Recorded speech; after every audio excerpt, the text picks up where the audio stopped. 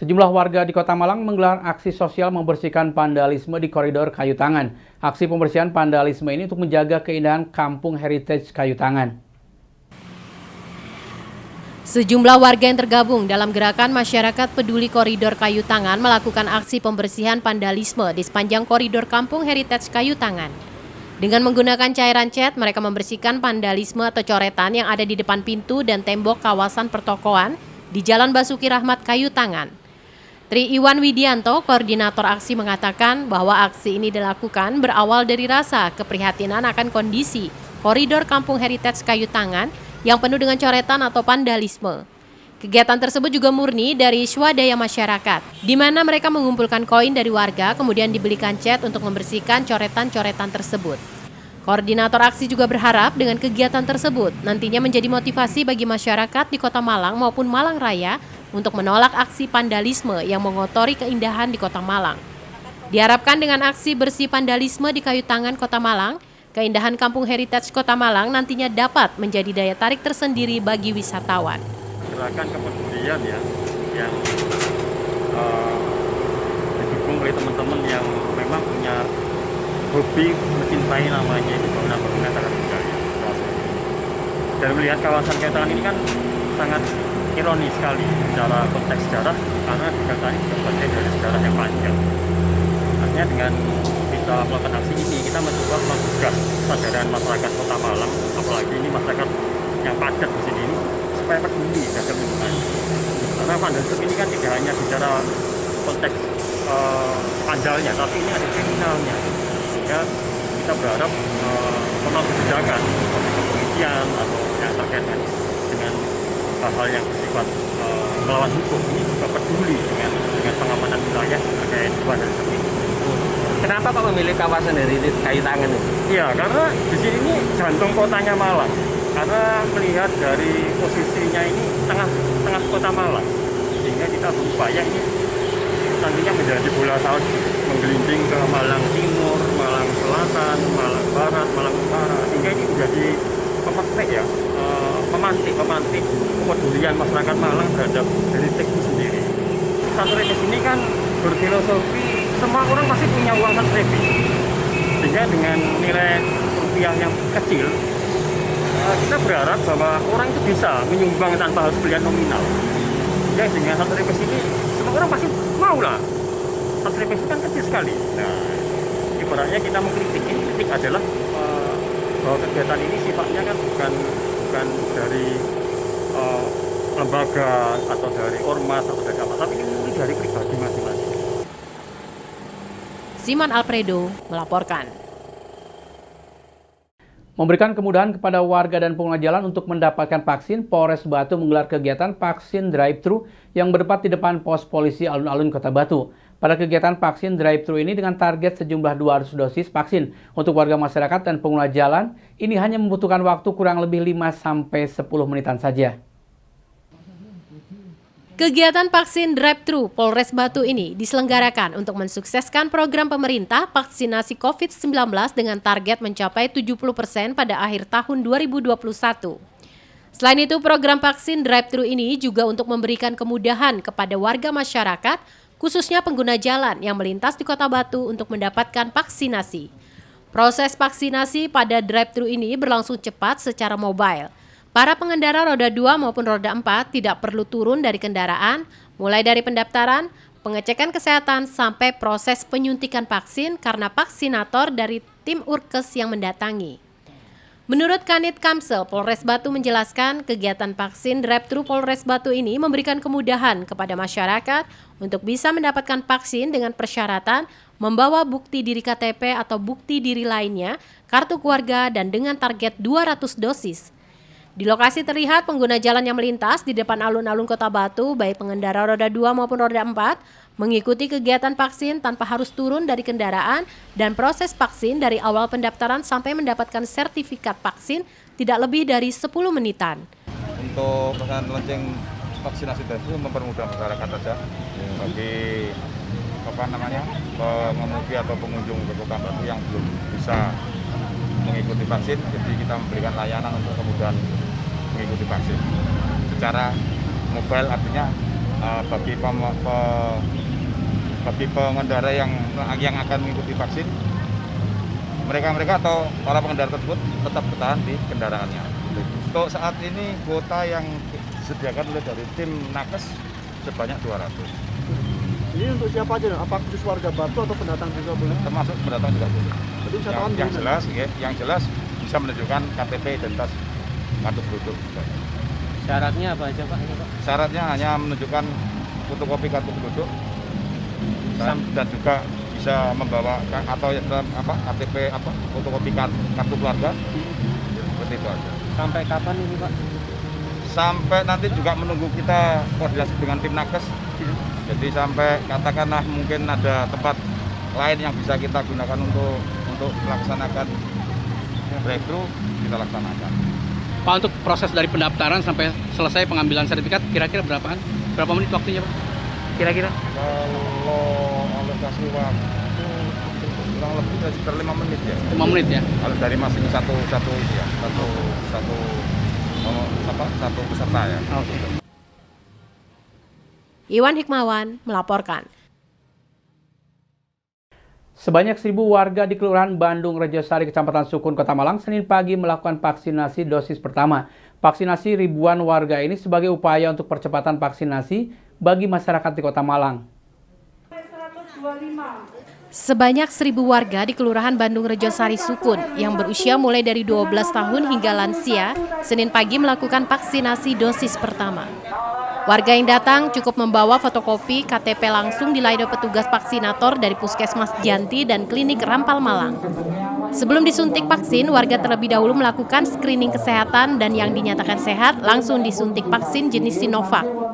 Wakil Wali Kota Malang, Sopyan Edi Jarwoko yang meninjau pelaksanaan vaksinasi bagi warga di Kelurahan Bandung Rejosari, memberikan apresiasi karena antusiasme masyarakat yang cukup tinggi untuk vaksinasi.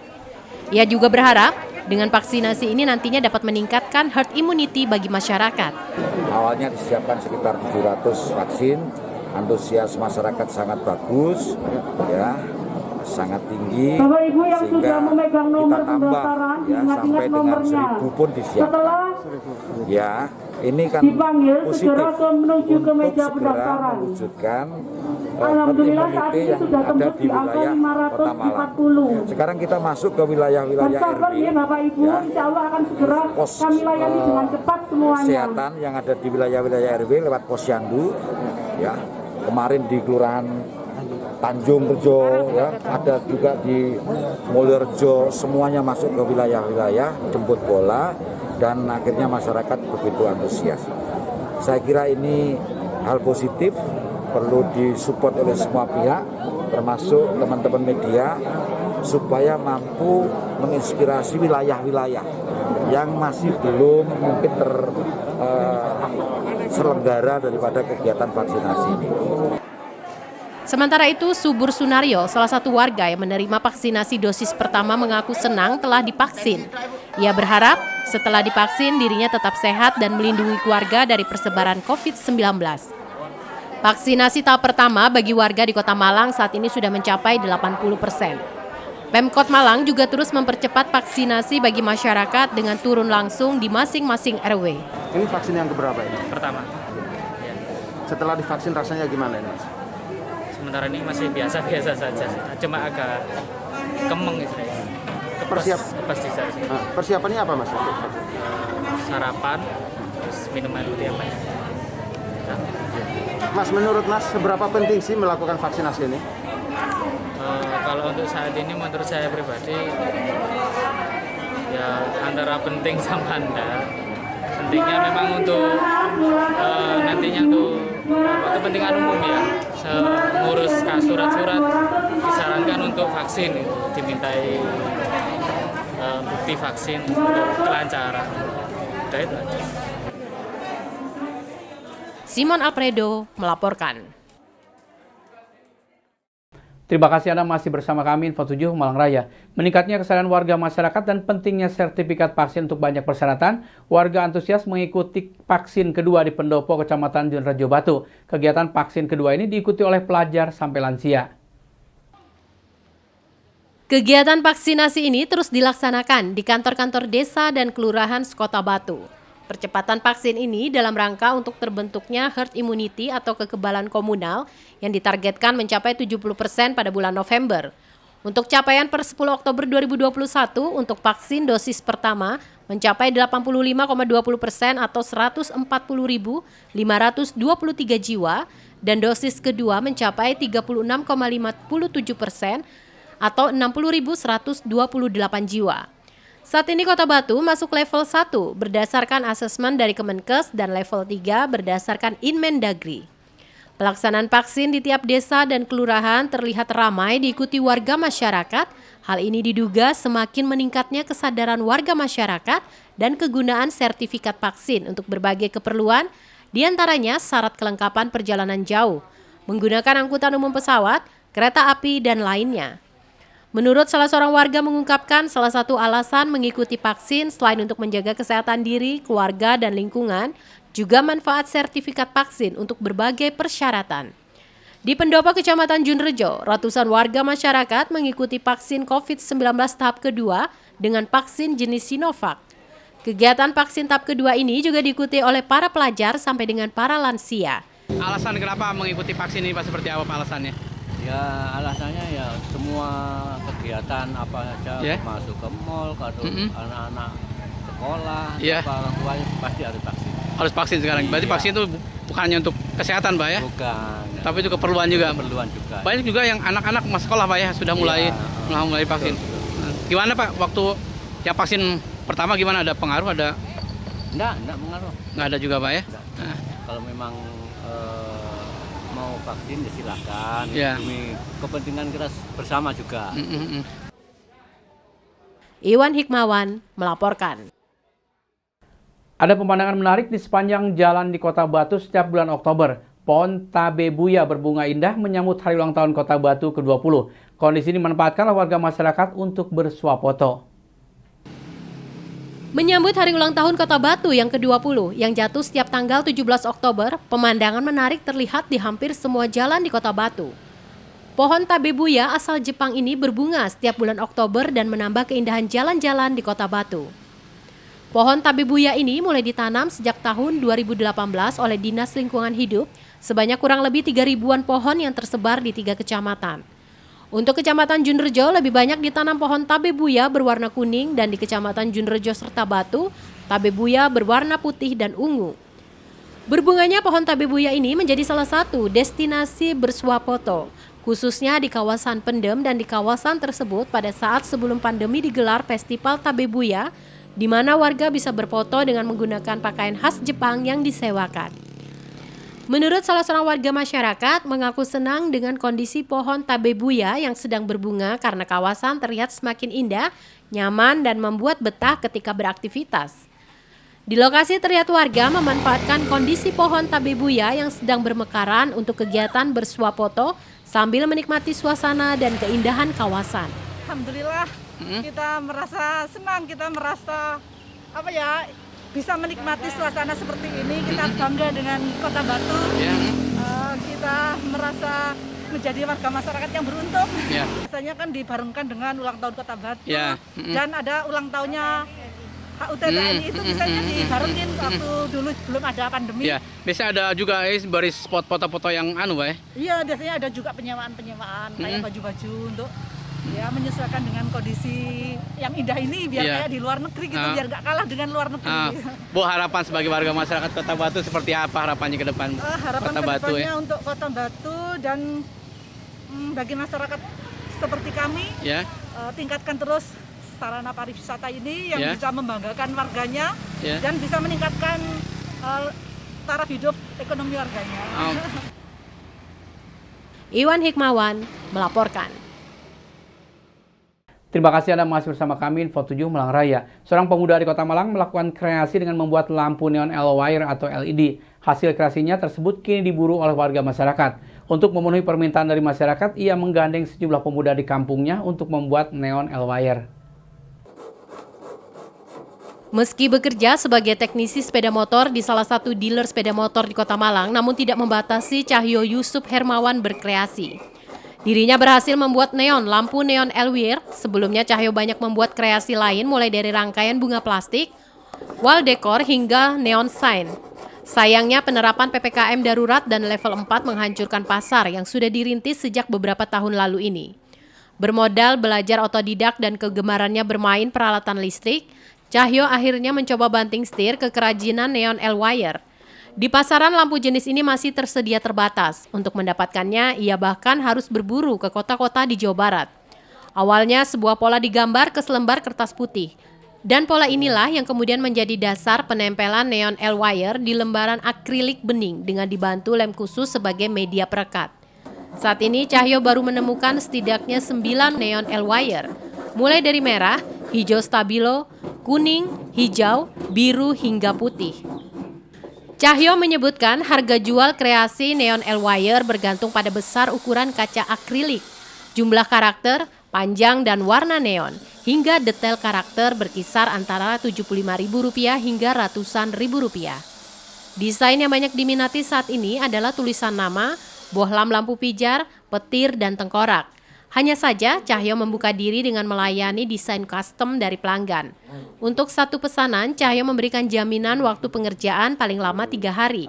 Sementara umur pijar lampu neon L-wire diklaim mampu bertahan sampai 30.000 jam non-stop.